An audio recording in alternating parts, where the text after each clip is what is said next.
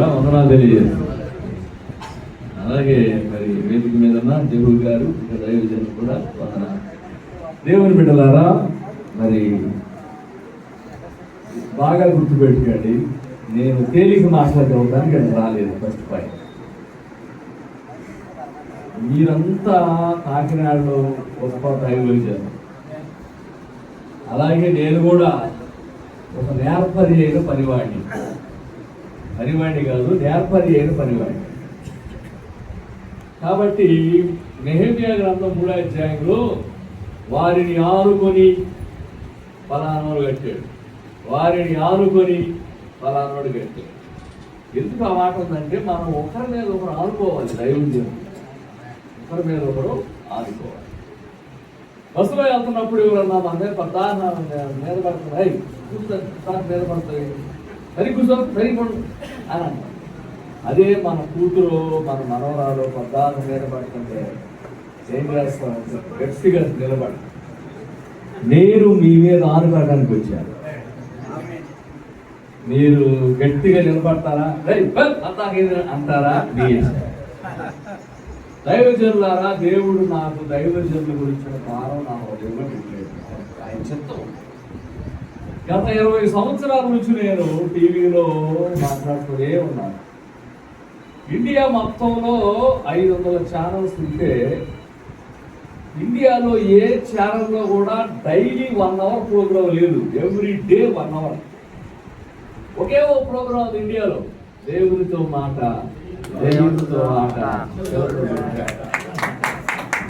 నాకు 1 hour time ఇచ్చేవాడు. అప్పుడు అనిపించింది, దైవజనులు ఎంతో మంది ఉన్నారు, టీవీ మినిస్ట్రీ ఎంత గొప్పదంటే నెలకు 3 కోట్ల మందితో మాట్లాడుతున్నాను నేను. నా రిపోర్ట్ 3 కోట్ల మందితో నేను ప్రార్థన జీవితం యొక్క ఇంపార్టెంట్ అని తెలియజేస్తున్నాను. అంత గొప్ప టీవీ పరిచయం.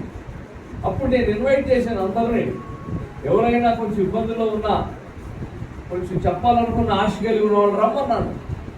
ఎంతోమంది వచ్చారు, కాకినాడ నుంచి కూడా వచ్చారు. మీకు తెలిసే ఉంటుంది, మన కల్లంపల్లి ప్రవీణ్ గారు, షారోల్ గారు, వాడు అప్పుడే వచ్చాయి. మాకు కూడా అవుతాయి ఎలాంటి నాకు డినామినేషన్ అవసరం రా. నేను ఎప్పుడు ఎవరు డినామినేషన్ అనగలేదు. వారు దేవుని కోసం నిలబడాలి. ఎందుకు దేవుడు నన్ను ఎంత బలవంతం చేసాడు? నాకు కొంచెం విసుగు పుట్టేది, నాకు కొంచెం ఇబ్బందికరంగా ఉండేది. వాళ్ళకి ఎందుకు ఇవ్వాలి ప్రభా? దేవుడేమో పద్దాకు వాదించి 2-3 సార్లు వాదించిన తర్వాత ఇక ఒక విషయం నాకు దేవుడు తెలియజేశాడు. ఎందుకు దైవజనులను ఎంకరేజ్ చేసే పని నాకు అప్పగించాడు. నాకు లేకపోయినా వారికి ఇవ్వమన్నాడు. 28 బైకులు ఇచ్చారు. ఇప్పుడు నాకు బైక్ లేదు, నీకెందుకు ఆయనకి ఇవ్వమంటాడు. అరే ఏంటి ప్రభు, నాకెందుకు ఏంటి అసలు మాట? నేను దిగి నడుచుకుంటూ వెళ్ళాలి. అది అలా ఆయన కారు ఇవ్వమన్నాడు, కారు ఇచ్చేసాను. ఇది దైవజనుల కోసం. ఎందుకు? తర్వాత దేవుడు నాకు ప్రత్యక్షత ఇచ్చాడు. అదేంటంటే, ఒక్కొక్కడికి ఒక్కొక్క పిలుపులు ఉంటాయి ప్రపంచంలో. ఒక ఎమ్మెల్యే గారు ఉంటారు, వారి పిలిపేంటి నియోజకవర్గం. ఇక్కడ సక్కగా పక్క నియోజకవర్గానికి వారికి ఉపయోగం ఉండదు, వారి నియోజకవర్గానికి వారి పనికి వస్తారు. ఒక కలెక్టర్ పిలిపేంటి ఒక జిల్లా, పక్క జిల్లాలో ఇన్వాల్వ్మెంట్ ఉండదు, పక్క జిల్లాలో వాళ్ళని వెళ్ళలేదు. ఒక ముఖ్యమంత్రి పిలిపేంటి ఒక రాష్ట్రానికి సంబంధించారు, ఒక ప్రధానమంత్రి పిలిపేంటి ఒక దేశానికి సంబంధించింది, పక్క దేశానికి పనికిరాడు. కానీ ఒక దైవజనుడు ప్రపంచానికి సంబంధించాడు. దైవజనుడు ప్రపంచం. అందుకే బైబిల్లో ఉన్నత పిలుపు అని ఉంది. బైబిల్ ఏ పిలుపు అంటే దానికంటే పెద్దది లేదు. పర్వాలేదండి, చప్పట్లు పెట్టారు, చాలా సంతోషం. ఒక క్వశ్చన్ అడుగుతున్నాడు మిమ్మల్ని, చప్పట్లు పెట్టారు కదా, కొంచెం ఉత్సాహంగా ఉంటారు కాబట్టి. మీరు ఎప్పుడైనా సరే నేను ప్రపంచానికి సంబంధించిన వాడను అని ఫీల్ అయ్యారా? నేను మిమ్మల్ని 3 ప్రశ్నలు అడగడానికి వచ్చాను. అంటే నేను పెద్ద వాక్యం చెప్పు, మీకు తెలియ వాక్యం ఏమో మీరు చేసే పని చేయదు కాదు. 3 ప్రశ్నలు మీరు ఎందుకు లోపడతలేదు? 3 రిఫరెన్సులు. మీరు లేఖన పరిశోధకులు, గొప్ప గొప్ప దైవజనులు ఉన్నారు. అందుకే నేను నేర్చుకున్నానండి. నేను భూమి మీద ఎక్కడికి వెళ్ళినా సరే 2 రెఫరెన్స్లతో మాట్లాడతా. 2-3 సాక్షులను బట్టి ఒక విషయం స్థిరపరచ చెప్పాడు. నేను 2 రెఫరెన్స్లు మాట్లాడితే భూమి మీద ఎవరు మాట్లాడతారు వీల్లేదు, లోపడాల్సిందే. అందుకే మీరు 3 రెఫరెన్స్లు అడుగుతారు, ఎందుకు చేయటం లేదు, ఎందుకు లోపడతలేదు, రీజన్ ఏంటి? మరి లోపడనప్పుడు మరి సెకండ్ ఆప్షన్ దీనికి మీరు లోపడతలేదే, ఏం చేయలేదు దేవుడి దగ్గర అడిగారా? ఇవి ఏమడకుండా టైం అంతా వేస్ట్ చేస్తుంటే పిలుపు ఏంటి, జీవించే విధానం ఏంటండి?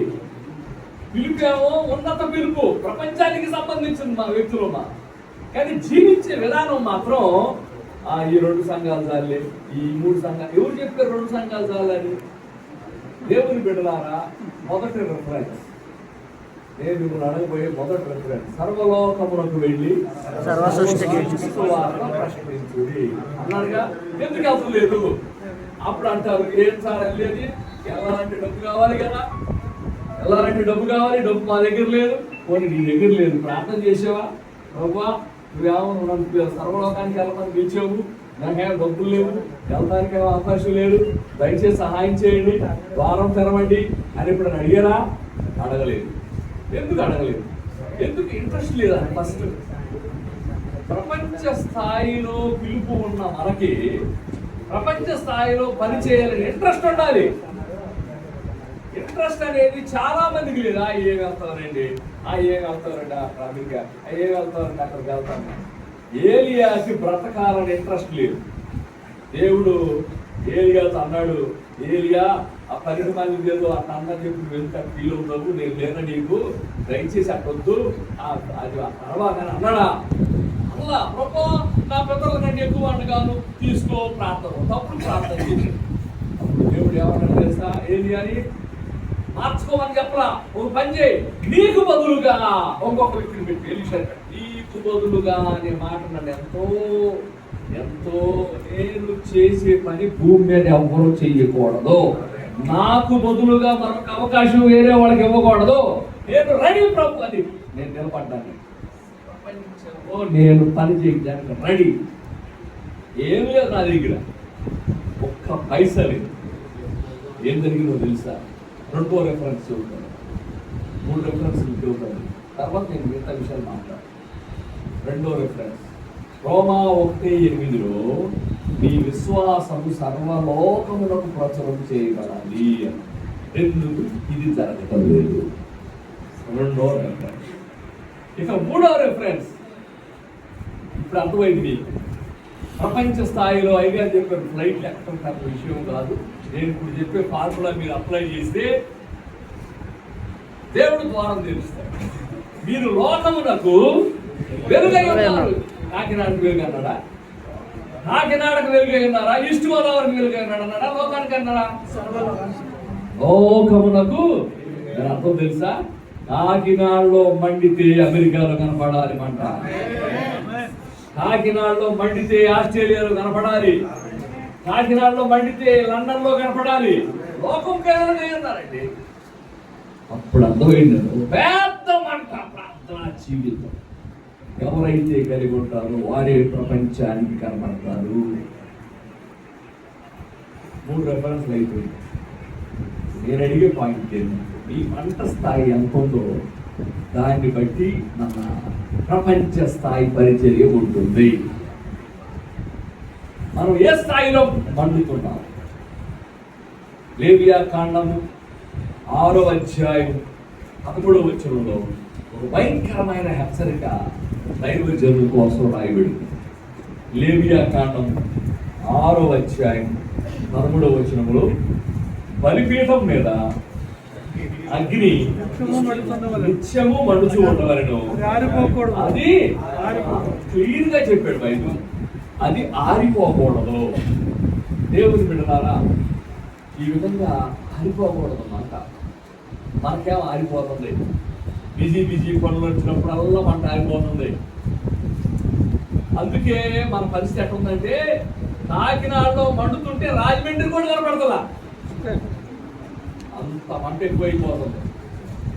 దేవుని బిడ్డలారా, దైవజనులకు ఉండవలసిన మొదటి విషయం, వారి మంట ప్రపంచ స్థాయిలో కనపడాలి. నేను చాలా దేశాలు తిరిగాను, నన్ను ఎవరూ పిలవలేదు. నా మంటే నన్ను తీసుకెళ్ళి కాబట్టి ఈ ఉదయకాల సమయంలో ఒక్క విషయం చెప్పడానికి వచ్చాను. ఏంటంటే మీ మంట ఆరిపోవాలి. మీరు మండాలి. మీరు మండటానికి కొన్ని కారణాలు ఉన్నాయి. మీరు మండటానికి 3 కారణాలు చెప్పి ముగిస్తాను. నెంబర్ 1, మీరు ప్రపంచ స్థాయిలో కనపడాలంటే మీరు మండాలి. కాకినాడలో మండితే లండన్లో మీరు మంట కనపడాలి. అంత పెద్ద మంట. ఈ ప్రపంచంలో చాలా మంది పిలుపులు ఉన్నాయండి. నేను చెప్పే కదా, ఎమ్మెల్యే గారు కావచ్చు, కలెక్టర్ గారు కావచ్చు, ముఖ్యమంత్రి, వీళ్ళంతా పిలుపులు ఒక పరిమితి. కానీ ప్రపంచానికి పిలువబడిన ఒకే ఒక వ్యక్తి దైవజనుడు. అంత పిలుపు పాటించాడు. కాబట్టి దేవుడు ఎందుకు మండాలి, ఎందుకు ప్రార్థించాలి? బాగా వినండి. ఉచిత విమాన ఇంటర్నేషనల్ ప్రార్థనా సమావేశం అని ఒక ప్రారంభించారు. ప్రపంచ దేశములారా, దేవునితో అధిక సమయం గడుపుదాం రండి, ఒక నినాదంతో నేను ప్రారంభించాను. ఎందుకు నేను ప్రారంభించానంటే, బైబుల్ అంతట్లో మనము దేవుణ్ణి చాలా కోరికలు అడుగుతాం, కానీ దేవుడు మనలో ఒకే ఒక కోరిక అడిగాడండి. చాలా విచిత్రం వేసింది. అరే, దేవుడు కూడా కోరికలు ఉంటాయా? ఎస్, ఒకే ఒక కోరిక.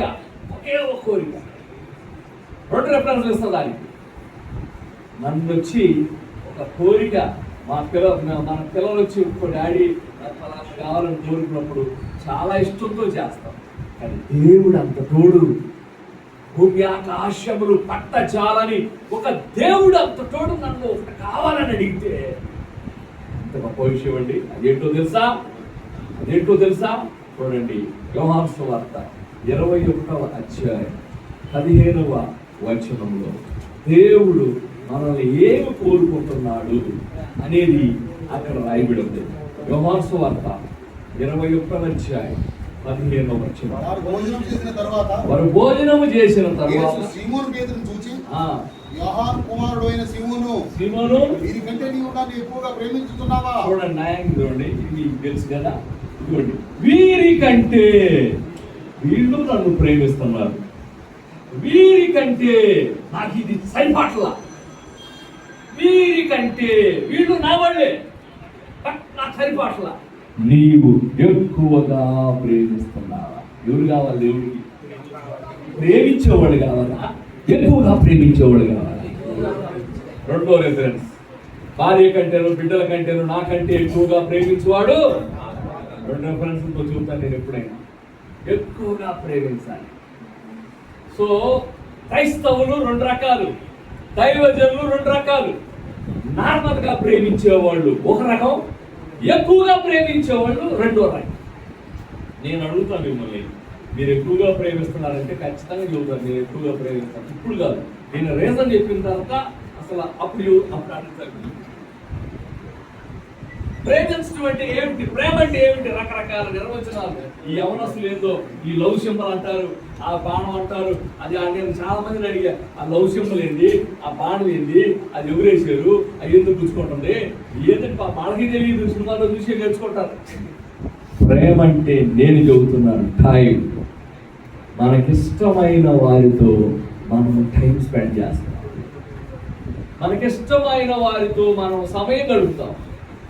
ప్రేమించుకున్నవాడు చూడండి, అసలు మిగతా ప్రపంచాన్ని పెట్టించుకోరు. వాళ్ళు టైం గడుపుకుంటా ఉంటారు. మనకిష్టమైన వాళ్ళు మన ఇంటికి వచ్చారు, బయట వర్షం వచ్చేటట్టు ఉంది. అమ్మ వెళ్ళొస్తాను, ఆడికెళ్ళి కూర్చో, బయట వర్షం వచ్చేటట్టు ఉంది. వర్షం అయిన తర్వాత వెళ్ళి కూర్చో అంట. అదే మనకిష్టం లేని వాళ్ళు వచ్చారు, బయట వర్షం వచ్చేటట్టు ఉంది. కొందరు పోయే వర్షం వచ్చేటట్టుందంట. ఉండమన్నాము, వీళ్ళేమో వెళ్ళమంటున్నాం. కారణం ఏంటి? ప్రేమ సమయాన్ని గడుపుతుంది. ఇప్పుడు చెప్పండి నాకు, ప్రేమ సమయం గడిపితే అధిక ప్రేమ కావాలి యేసు ప్రభువుకి. ప్రేమ కాదు కావాల్సింది, ప్రేమిస్తే సమయం గడుపుతాం. ఇప్పుడు మీరు చెప్పండి, అధికంగా ప్రేమిస్తే ఏం చేస్తాం? అధికంగా ప్రేమిస్తే అధిక సమయం గడుపుతాం. అందుకే ఇప్పుడు చెప్పండి, నేను దేవుడిని అధికముగా ప్రేమిస్తున్న వాళ్ళు ఎంతమంది దైవజనులు ఉన్నారు? ఒక్కసారి మీరు చేయి చూపిస్తగలరా? చాలా సంతోషం. అంటే మిమ్మల్ని బట్టి ఏమర్థమవుతుంది, మీరందరూ అధిక సమయం గడుపుతున్నారు. రైట్, ఫస్ట్ క్వశ్చన్ అయిపోయింది. గడుపుతున్నారా? ఎంత టైం గడుపుతున్నారు? మీ దృష్టిలో అధిక సమయం అంటే ఎంత? 1 గంట 10 నిమిషాలు? ఎంతసేపు ప్రార్థన చేస్తాను? 10 నిమిషాలు చేస్తాను ఒక పెద్ద ఫీలింగ్తో. అధిక సమయం, అధిక సమయం, దేవుని వాక్యముతో అధిక సమయం. అందుకే ప్రేమించే స్థాయిలో నుండి అధికంగా ప్రేమించే స్థాయిలో ప్రజలు తీసుకొని రావాలి అనే ఒక దర్శనంతో ప్రపంచ దేశములారా దేవునితో అధిక సమయం గడుపుదాం రండి అనే ఒక నినాదం నేర్పు ప్రారంభించారు. ఆ విధంగా ప్రారంభించినప్పుడు దేవుని బిడ్డలారా, దైవజనులారా, దేవునితో అధిక సమయం గడపాలి, అధిక టైం దేవునికి ఇవ్వాలి. బైబిల్ చదువుతుంటే హనోకు దేవునితో 300 సంవత్సరాలు నడిచాడు అన్నది. 300 అని రాయబడి 300 అన్నాడంటే అర్థం ఏంటో తెలుసా? ఒక్క రోజు కూడా ఆబ్సెంట్ లేదు. సో నా ప్రార్థనా జీవితం ఎలా ఉండాలో దేవుడు చెప్పాడు. ఒక్కరోజు ఆబ్సెంట్ లేని ప్రార్థనా జీవితం.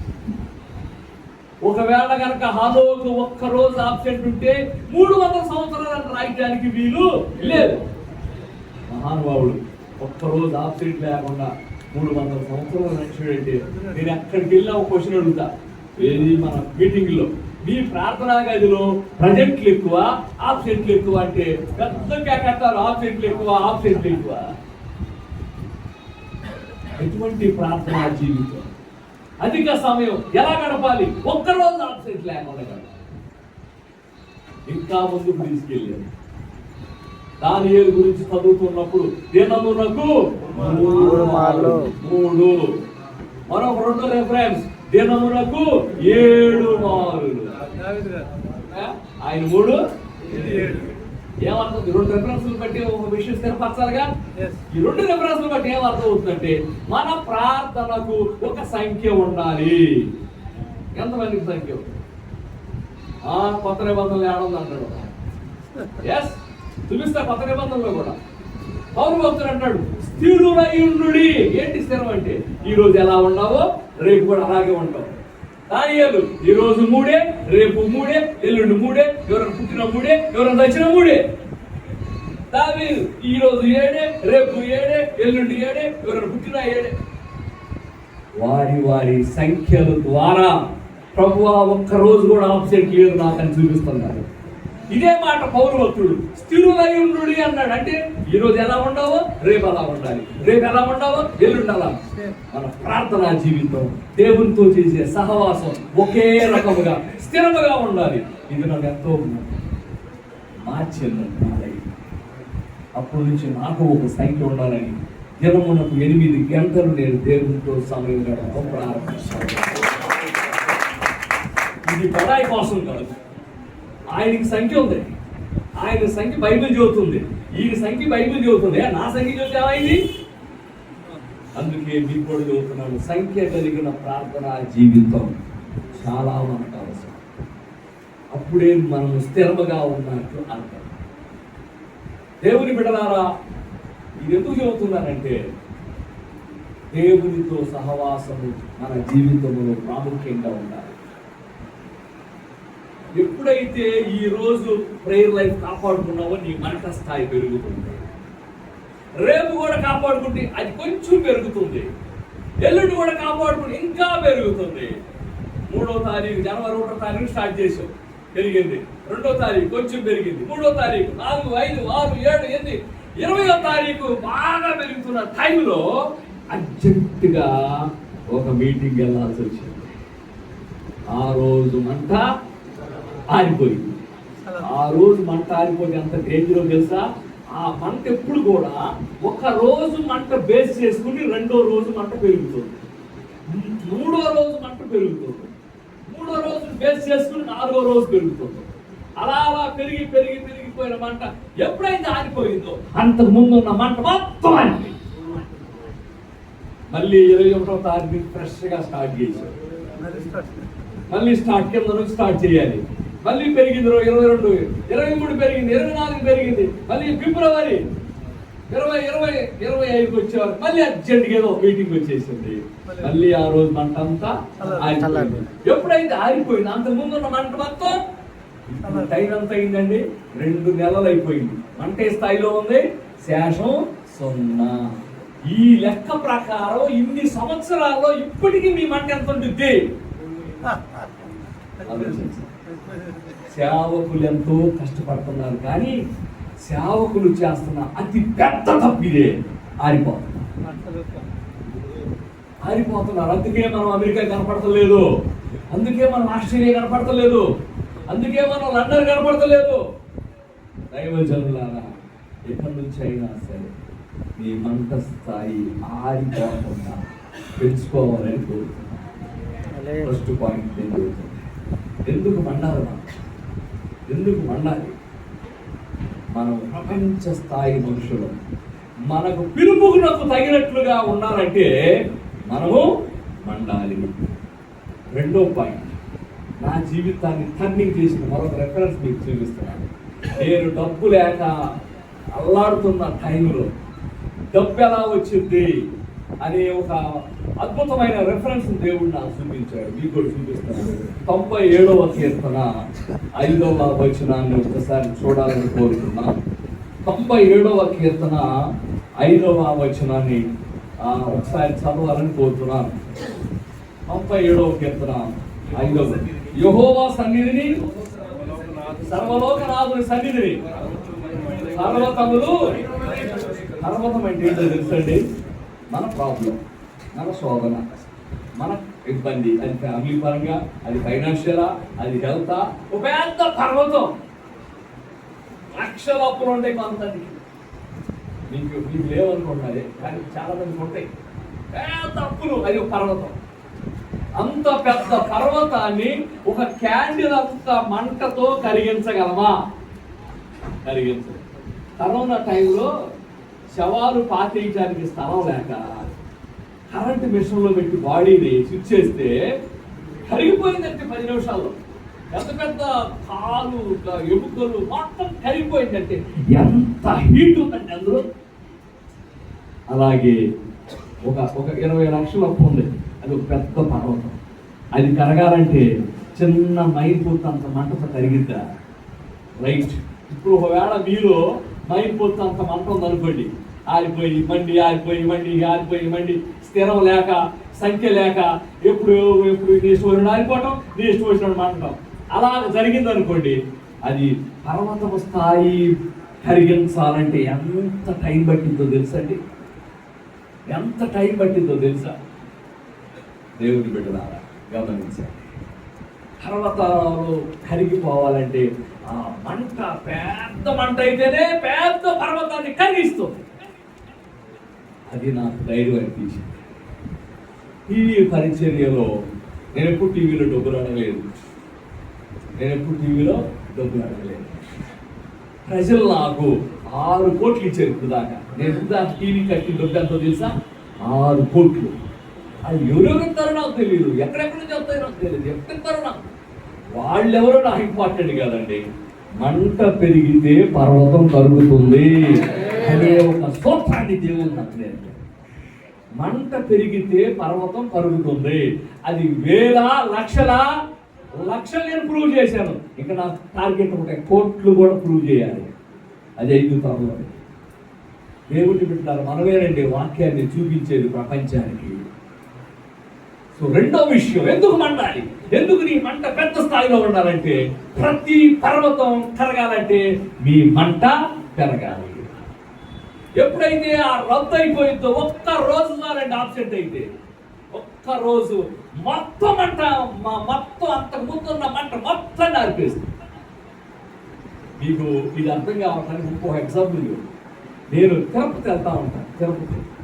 తిరుపతి బస్ స్టాండింగ్లో దిగితే అన్ని గుండ్లు ఎందుకు కనపడతాయి? బస్ స్టాండింగ్ నిండా గుండ్లు కనపడతాయి. నేను మగ గుండ్లు చూడడం, పిల్ల గుండ్లు చూడడం. నేను చూసే గుండ్లు ఎవరి అంటే ఒక స్త్రీ గుండును చూస్తాను.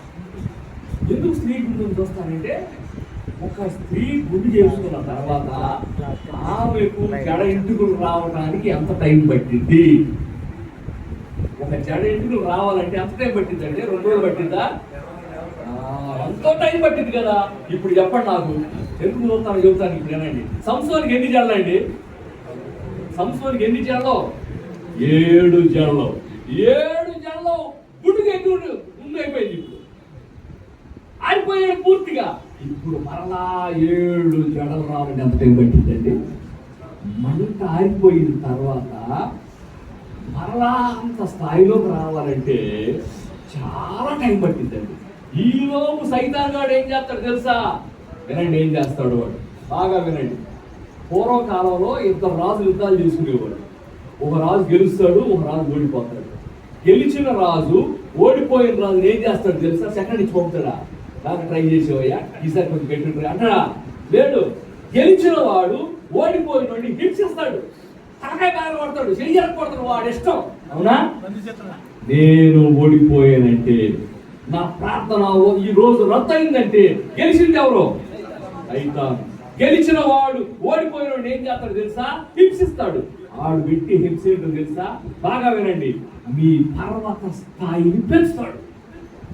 మీ పర్వత స్థాయిని ఎంత ఉన్న పర్వతం నువ్వు ఎప్పుడైతే ఆరిపోతావో, నువ్వు ఎప్పుడైతే ప్రార్థన రద్దు చేసుకుంటావు ఎంత అవుతుంది. ఇప్పుడు దాన్ని కలిగించాలని ఎంత టైం పెట్టింది తెలుసా? మళ్ళీ మంట పెంచుకోవాలి. అసలు కొంచెమే పెంచుకోవడం చేతగాడు ఇంక పెద్ద పర్వతాన్ని ఎలా కలిగిస్తావు? మళ్ళీ కొంతకాలం అయిపోయిన తర్వాత మళ్ళీ ఆరిపోతావు. ఎంత ఉండదు, ఎంత అయింది. ఇప్పుడు నేను అడుగుతున్నా 2వ క్వశ్చన్, యథార్థంగా చెప్పండి. మీ పర్వతాలు కరుగుతున్నాయా, పెరుగుతున్నాయా? నేనన్నా ఒకసారి ఆలోచించాను. పెరుగుతున్నాయంటే నేను గట్టిగా చెబుతానండి, మీరు ఏమన్నా ఫీల్ అవ్వండి, మీరు ఓడిపోతున్నారు దైవజనులు. నో, అందుకు కాదు మనం పిలువబడింది. మండటానికి పిలువబడ్డాం, పెరగటానికి, మనం కరిగించుకోవడానికి పిలువబడ్డాం. అందుకే నేను ఈ ఉద్యమాన్ని ప్రారంభించి ఆరిపారి ప్రార్థన చేయి, ఓడిపారి ప్రార్థన చేయి. డినామినేషన్ అవసరం లేదు, అది పని స్టార్ట్ చేశాడు సంఘం, దేవుడు స్టార్ట్ చేశాడు. నాకు పని స్టార్ట్ చేసిన డినామినేషన్ అవసరంలా, సంఘం దేవుడు స్టార్ట్ చేశాడు. నాకు అది కావాలి. ప్రజలందరినీ మండాలి, అధికంగా మండండి. ఈ విధంగా చేయాలి. ఎలా చేయాలి? మీ దగ్గరికి వచ్చి మీరు రాణిస్తారా? రానివ్వరు. ఎవరు రాణిస్తారండి? మేము అడుగుతున్నాను పోయా అంటారు. ఏం చేయాలి? సరే చెబుతా. 3వ పాయింట్ చెప్పి మనం అసలైన విషయాలు పోతాం. ఎందుకు మండాలి? నేను టీవీలో దెయ్యం గురించి చెప్పేటప్పుడు ఒక్క ఫోన్ మాట్లాడితే 30 మిస్డ్ కాల్ ఉండి, ఏ తప్ప ఇంతమంది ఫోన్లు చేస్తున్నారని నేను మళ్ళీ వాళ్ళందరూ ఫోన్లు చేసేవాడిని. ఫోన్లు చేస్తే వాళ్ళు, ఆ పాస్టర్ గారు రాత్రి అంతా దెయ్యం పిచ్చి వచ్చినాయండి అంటే, దెయ్యం ప్రాబ్లమ్స్ ఉన్న వాళ్ళు ఏ రూపంలో ఏ టైపులో ఉన్నా నాకు ఫోన్లు చేసేవాడు. నేను ఒక దెయ్యాల స్పెషలిస్ట్ లాగా మారిపోయాను. ఎవరు పడ్డా దెయ్యం ప్రాబ్లం నా రాత్రికి మారిపోయింది. ఎందుకంటే దెయ్యంతో ఆట, ఈ దెయ్యం గురించి మంచి నాలెడ్జ్ ఉంది కానీ పెద్ద ఫోన్లు చేస్తాం. ఒక ఫోన్ చేసింది రాజమండ్రి నుంచి, పాస్టర్ గారు రాత్రి అంతా మీద పడి తొక్కుతుందండి దెయ్యం అని. నేను అన్నాను, యేసు ప్రభు నమ్ముకమ్మా, దెయ్యం తొక్కడం ఆగిపోయింది అన్నా. ఆమంది, నమ్ముకుని 10 సంవత్సరాలు అవుతుందండి అన్నది. అయినా దొక్కుతుందా అన్నది. అవునయ్యా దొక్కుతుందండి. అదే అమ్మా, నువ్వు దొక్కాల్సింది పోయి నిన్ను దొక్కతం ఏందన్నది. సమాధానకర్త యొక్క దేవుడు సాతానును మీ కాళ్ళ క్రింద. ఎవరు దొక్కాలి? ఎవరు దొక్క? సైతాన్ని మనం దొక్కాలి. అంటుంది సైతం దెయ్యం నన్ను దొక్కుందా, దెయ్యం నిన్నట్టు దొక్కిందమ్మా, నువ్వు దొక్కాల్సింది పోయామని. అదేంటంటే అర్థం కావట్లేదు నాకు. అర్థమైంది నీ మొహం. ఇరో మండే స్టవ్ మీద ఏగలవాలో మండే వ్యక్తుల మీద దెయ్యాలు రావు, గుర్తుపెట్టుకో. మండే స్టవ్ మీద ఏగలవాలో మండే వ్యక్తుల మీద నువ్వు ఆరిపోతే ప్రతి దెయ్యం నిన్ను ఇబ్బంది పెడతాడు. అందుకు నువ్వు మాట్లాడు. దైవజనుల 3 పాయింట్లు చెప్పావు. టైం అయిపోయింది, ముగించుకోవాలి. ఈ విషయంలో ప్రజల దగ్గరికి వెళ్ళాలంటే, ప్రపంచాన్ని మండించాలంటే ఏం చేయాలి అని ఆలోచిస్తున్న టైంలో ప్రార్థన గురించి నేను 350 పుస్తకాలు రాశాను. 220 పుస్తకాలు ప్రింట్ అయింది. ఎంత భారం ఉంటే నేను ఆ పని చేస్తాను. భారతదేశంలో ఎక్కువ పుస్తకాలు రాసిన వాళ్ళు 2వ వ్యక్తిగా గవర్నమెంట్ ఆఫ్ ఇండియా నన్ను గుర్తించింది, నాకు అవార్డు ఇచ్చింది. అవన్నీ పెద్ద కాదు, అది ఇండియా సంబంధించింది, ప్రపంచానికి సంబంధించినవి. దానివల్ల నాకు ఉపయోగం లేదు. అయితే నేను ఎందుకు చెబుతున్నాను ఈ మాట? భారం, ఎంత భారం! చదవాలి పుస్తకాలు, చదవండి. కొంతమందికి నేనంటే అసూయ పెరిగింది. మరి ఏం ఉంటాయి కదండి అసూయలు. ఓరకగా నాకు అసూయ పెరిగింది. ఇప్పుడు అయ్యగారికి నేనంటే అసూయ పెరిగింది. నా పుస్తకాలు చదువురా, చదవడం మరి సారపడమన్నారు, నేనేం చేయాలి? అప్పుడు అనిపించి నేను ఇంకొక నిర్ణయం తీసుకున్నాను. దేవుడు నాకు ఇంకొక నిర్ణయం ఇచ్చాడు. ప్రపంచంలో మన్నటం గడగలాడించి ప్రపంచాన్ని మండించిన ఒక 20 మంది దైవజనులు ఉత్తరాలు రాసింది. డాక్టర్ బిల్లీ గ్రాహాంకి, డాక్టర్ రైన్హార్డ్ బాంకే, ఓరల్ రాబర్ట్స్, అలాగే బెన్నీ హిల్, అలాగే స్మిత్ విగిల్స్వర్త్, వీళ్ళందరికీ నేను ఉత్తరాలు రాసి వాళ్ళ పుస్తకాలు తెలుగులో నేను తర్జుమా చేస్తాను.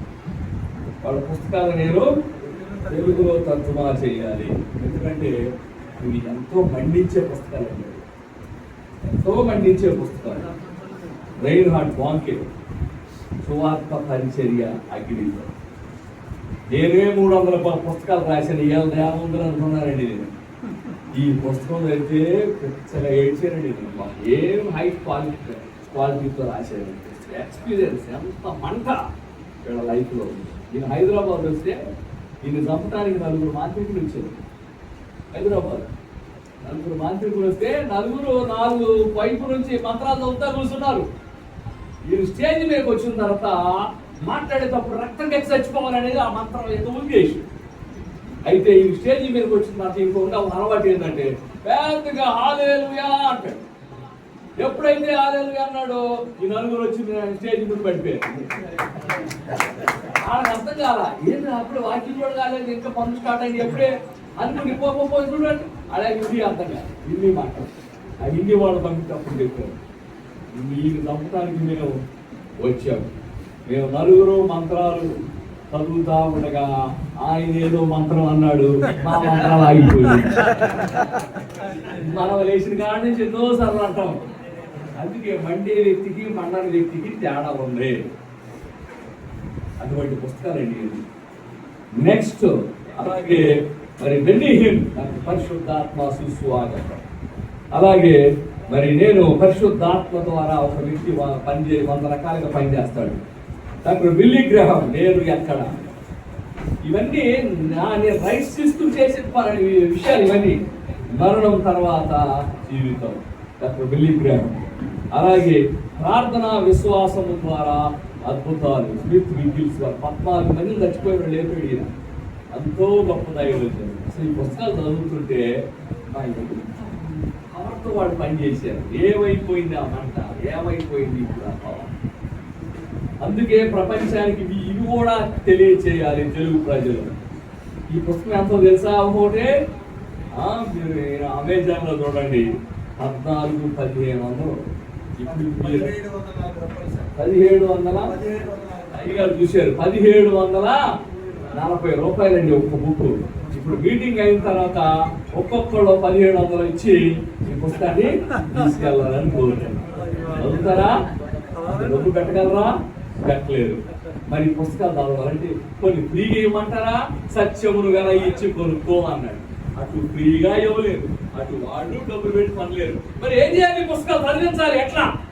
నేను ఆలోచిస్తూ ఉండగా అప్పటికి నాకు 6 కోట్లు నేను దాన్ని చెప్పాను, పబ్లిక్ ఫండ్ ఇచ్చాను. నేను అసలు డబ్బులు ఎవరెవరు పంపించారో చూద్దామని లిస్ట్ తయారు చేశాను. ప్రతి నెల నాకు 1000 రూపాయలు కానుక పంపేవాళ్ళు చాలా మంది ఉన్నారు. 1000 రూపాయలు వాళ్ళకి నేను ఒక పుస్తకము, ఒక గోల్డ్ బైబుల్, ఇప్పుడు దాకా చిన్న బైబుల్ ఇచ్చారు, గోల్డ్ బైబుల్ అండి. ఒక పుస్తకము, ఒక గోల్డ్ బైబుల్ ప్రతి నెల పంపిస్తున్నా.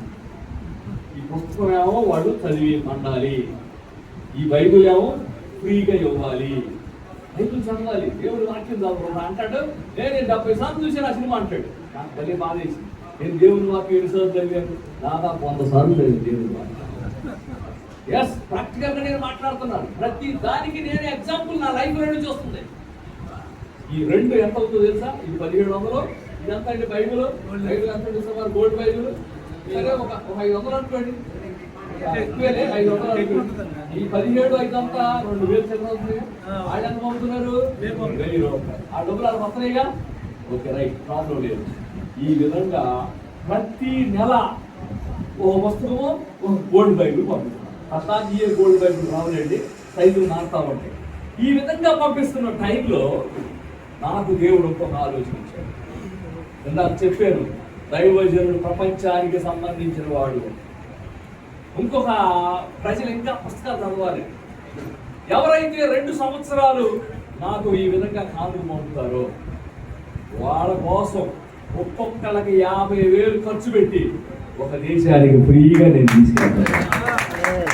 ఆ విధముగా పోయినసారి మలేషియాకి 120 మందిని ఫ్రీగా తీసుకెళ్ళాను. ఆ తర్వాత మొన్న థాయిలాండ్ పోయింది మార్చిలో 100 మందిని ఫ్రీగా తీసుకెళ్ళాను. ఎప్పుడైతే ఫ్రీగా తీసుకెళ్ళారో ఇక అందరూ పాస్టర్ గారు మా వాడు కూడా చేస్తారంటారండి, ఆడుగాడు మీకు పంపిస్తారంటున్నారండి. ఇంక అందరికి ఇక పెద్దగా ఒక పబ్లిక్ అయిపోయింది. సరే, ఓకే, ప్రపంచంలో ఎవరు వచ్చినా రెడీ అని చెప్పి నేను సిద్ధపడి, ఎప్పుడైతే సిద్ధపడ్డానో అనేక మంది నాకు కానుక పంపుతున్నారు. 1000 ఎవ్రీ మంత్ కానుక పంపితే ఏమంటే కానుక ఎవరైనా ఇవ్వాల్సిందేగా. మీరు కాదు, నాకు కాదు, ఎవరికైనా ఇవ్వాల్సింది. మీరు పెద్ద పెద్ద దైవజనులు ఒక్కొక్కడు, మీరు ఇద్దరు 4-5 ఇస్తా ఉంటారు. నేను అంటాను నా పేరు కూడా కింద యాడ్ చేయమంటాను. నా పేరు కూడా కింద యాడ్ చేయ, రత్నకుమార్ 1000 ఇంకెక్కువ నాకు డబ్బులు ఎక్కువ ఇవ్వండి, అది సెకండ్ పాయింట్. కానీ మీకు నేను 50,000 నేను ఖర్చు పెట్టాలి. 24 నెలల ఓ అమ్ము అన్నాడు పాస్టర్ గారు. ఆయన పాస్టర్ గారు అండి, ఏదైనా అవకాశం ఉంటే మాకు ఏదైనా అవకాశం ఇవ్వండి సార్ అన్నాడు. ఏం అవకాశం ఇవ్వాలి? అప్పుడు అనిపించింది, సరే ఒక పని చేయండి, మీ ఫ్రెండ్స్ ఉన్నారు, మీ స్నేహితులు ఉన్నారు, తెలియని దైవజనులు ఉన్నారు, ఒక 16 మందిని మీరు ఇందులో ఇన్వాల్వ్ చేస్తే, 20 మందిని ఇన్వాల్వ్ చేస్తే రేపు మిమ్మల్ని ఇండోనేషియా తీసుకెళ్తానండి. 2 సంవత్సరాలు దాకా అవసరం వస్తుంది. మళ్ళీ 2 సంవత్సరాల తర్వాత వారితో పాటు మళ్ళీ మీరు రావచ్చు. మీరు 2 దేశాలు, వాళ్ళు 1 దేశం. అప్పుడు కొంతమంది దైవజనులు ఇన్వాల్వ్ అయ్యారు. ఎంతో మంది మోటివేషన్ చేస్తున్నారు. ఏమంటే మోటివేషన్ చేసినంత నేనే లాస్ అవుతా. కానీ ప్రజలు ఎంత పుస్తకాలు చదువుతున్నారు తెలుసా? ఎన్ని బైబిల్ పంపిస్తున్నారు తెలుసా? నెలకు 2000 బైబిల్ ఫ్రీగా ఇస్తున్నారు. 1,00,000 బైబిల్ ఇచ్చే ఇప్పుడు నాకు ఫ్రీగా. గొప్ప ఆధిక్యతలు. సో నేను ముగించబోతున్నాను, మిమ్మల్ని కూడా ఆహ్వానిస్తున్నాను. రండి, మండే వ్యక్తులు తయారు చేద్దాం. 4 మండే కట్టెల మధ్య ఒక మండని కట్టి పెడితే అది కూడా మండు. అందుకే మండే వ్యక్తులు తయారు చేద్దాం, మండుదాం. ఓడిపోని ప్రార్థనా జీవితాన్ని కలిగి ఉందాం. అందుకే మరి ఇప్పుడు మీకు ఇంట్రెస్ట్ ఉంటే ఈ మీటింగ్ అయిన తర్వాత బయట ఈ రైన్హార్డ్ బాంకే గారి పుస్తకం బైబిల్ రెడీగా ఉంది. మీకు ఇంట్రెస్ట్ ఉంటే ఫామ్స్ ఉన్నాయి, ఆ ఫామ్స్ తీసుకొని మీ అడ్రస్, ఫోన్ నెంబర్ రాసి మీ 1000 ఆఫరింగ్ ఇస్తే మీకు బుక్, ఒక బైబిల్ ఇస్తారు. అలా 24 నెలల కనుక మీరు కంటిన్యూ అయిపోతే మిమ్మల్ని వేరే దేశానికి ఫ్రీగా నేను తీసుకెళ్తాను. మొదటి విషయం. రెండో విషయం, అప్పుడు దాకా వద్దన్న అంటారా? 15-20 మందిని మీకు తెలిసిన వాళ్ళు ఈ కార్యక్రమాలు ఇన్వాల్వ్ చేయండి. మిమ్మల్ని రేపు సెప్టెంబర్లోనే వేరే దేశానికి తీసుకెళ్తారు. కాబట్టి మీరంటారు తీసుకెళ్ళకపోతే, నేనంటాను మీరు పంపించకపోతే. కాబట్టి ఏమంటే నాకు పేరు ఉంది. చిన్న వ్యక్తిగా మీ దగ్గర 1000 రూపాయలు ద్వారా నేను ఏదో పెద్ద ఇదో పోవాలని నాకు లేదు. ఎంతో కష్టపడ్డా దైవజనుడు. నీళ్లు పోయి వానికి నీళ్లు పోయేప్పుడు మీరు 1000 రూపాయలు పోతున్నారు, నేను 50,000 పోతున్నాను. సో ఏమన్నా సందేహాలు ఉంటే ఇక్కడ మెయిన్ కాన్సెప్ట్, మీకు అవకాశాలు ఉంటాయి. కాకినాడ పెద్ద సిటీ, ఎంతో మంది దైవజనులకి వేరే దేశాలకు వెళ్ళే అవకాశాలు వెళ్ళండి. తిరగండి ప్రపంచం అందరూ. ఎక్కడ లేకపోతే నేను ఒక వ్యక్తిలో ఉన్నానని గుర్తుపెట్టుకోండి. నా మీద మీరు ఎక్కొచ్చు. ఎంతో మందిని ఎక్కించాను నేను. గల్లంపల్లి ప్రవీణ్ గారిని ప్రపంచ స్థాయిలో కనబడతాం నాకు ఇష్టం. నేను కనపడిపోయిన పర్వాలా, నేను నన్ను మెట్టుగా ఉండమనే దేవుడు చెప్పాడు. అంతవరకే నా పేరు. నన్ను మెట్టుగా ఉపయోగించుకుంటారా లేకపోతే మీ యంత్రం మీరు వెళ్తారా మీ ఇష్టం. వెళ్ళలేకపోతే నేను ఒకడు ఉన్నానని గుర్తుపెట్టుకోండి. మిమ్మల్ని మండిద్దాం, ప్రపంచాన్ని మండిద్దాం. మనం మండుదాం, ప్రపంచాన్ని మండిద్దాం. మీకు ఇష్టంగా ఉన్నవాళ్ళు ఉంటే ఈ మీటింగ్ అయిపోయిన తర్వాత బయట బుక్స్ ఉన్నాయి, బైబిల్స్ ఉన్నాయి, అప్లికేషన్ ఫామ్స్ ఉన్నాయి. మీరు తీసుకోండి, ఫిలప్ చేయండి, మీ ఫోన్ నెంబర్ రాయండి. ప్రతి నెల మీ అడ్రస్ నాకు అవసరం, పోస్ట్లో మీకు పంపిస్తాను. ఇంట్రెస్ట్ ఉన్న వాళ్ళు ఇన్వాల్వ్ కండి. దేవుడు మిమ్మల్ని అందరిని మండే వ్యక్తులుగా చేయడు కాక. దేవుడు ఒక్కరోజు కూడా ఓడిపోని ప్రార్థనా జీవితం మీకు దయచేయడు కాక. ప్రార్థన చేసుకున్నాం. పరిశుద్ధుడా, ప్రేమ కలిగిన తండ్రి, నీకు స్తోత్రం తెలియజేస్తున్నాం. మా జీవితంలో ఓడిపోని మంట, ఓడిపోని ప్రార్థనా జీవితం మాకు లేకుండా సహాయం చేయండి. నిదాసులు అబ్రహాం గారి ద్వారా ఇక్కడ వీళ్ళందరితో మాట్లాడి నీకు స్తోత్రం. మీరందరూ ఉన్నత పిలుపు కలిగిన వారు, మీరందరూ ప్రపంచానికి సంబంధించిన వారు, మీరందరూ మండటానికి పిలువబడ్డవారు. మీరందరినీ బలపరిచి నడిపించండి. విదాసుడికి ఈ రోజు జన్మదినం, వారి కోసం నేను ప్రత్యేకంగా ప్రార్థన చేస్తున్నాను. ఇంకా వారికి సామర్థ్యాన్ని విస్తరింప చేయండి, వారిని ఇంకా అధికంగా వాడుకోమని యేసు నామములో అడుగుతూ ప్రార్థిస్తున్నాం తండ్రి. ఆమేన్. అందరికీ వందనాలు. దేవుడు మిమ్మల్ని దీవిస్తున్నాడు. థాంక్యూ. హల్లెలూయా. మంచిదైతే ఒక్క నిమిషం కొన్ని మాటలు మాట్లాడి చెప్తాను. ముందుగా మీరు గమనించవలసింది ఏంటంటే ఇది స్కీమ్ కాదు. అసలు స్కీమ్ అన్న పదవి తీసేసేయండి. ఎందుకంటే ఆ డబ్బులకి ఇంటర్నేషనల్ ట్రిప్కి ఎటువంటి సంబంధం లేదు. ఎందుకంటే మీరు 1000 రూపాయలకి వెళ్తే 1000 రూపాయలకి ఒక లెదర్ బైబిల్ ఇస్తున్నారు. ఇది ఆన్లైన్లో చూసిన 1740 రూపాయలకు వస్తుంది. ఈ రెండు కలిసి దీని విలువే ఒక 2500 ఉండొచ్చు. మీరు కట్టిన 1000 రూపాయలు ఇవన్నీ మీరు పట్టుకెళ్ళిపోతున్నారు. అంటే యాక్చువల్గా ఈ పోస్ట్లో వస్తాయి. నేను రిక్వెస్ట్ చేస్తాను సార్, మీరు తీసుకొచ్చేసేయండి, ఇచ్చేసాను. ఇది మొదటి పాయింట్. ఇక రెండవదిగా 24 నెలలు, నెలకి 1000 రూపాయలు. ప్రతి నెల ఒక బైబిల్, ఒక పుస్తకం. ఒక నెల వచ్చిన పుస్తకం 2 నెలలు రాదు, మళ్ళీ పుస్తకాలు మారుతూ ఉంటుంటాయి. 24 పుస్తకాలు మీ ఇంట్లో ఉంటాయి. మీరు మండొచ్చు, ప్రభుత్వం గడపచ్చు.